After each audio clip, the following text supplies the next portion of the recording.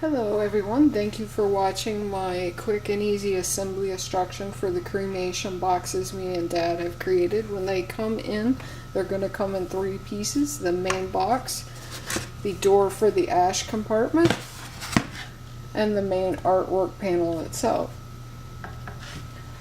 Put your ashes or whatever blanket you would like in this compartment. I'm not going to close the door all the way because when you do get down there it's a snug fit, so we're going to stop there. Make sure that the tongue is going towards the front of the box for the bottom. The art panel itself, make sure you don't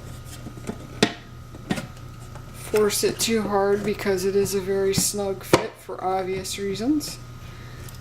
At that time, both these panels will be in. The screws go where you see the screw notches here. Once the screws are in, you're all assembled. Thank you very much and have an awesome day.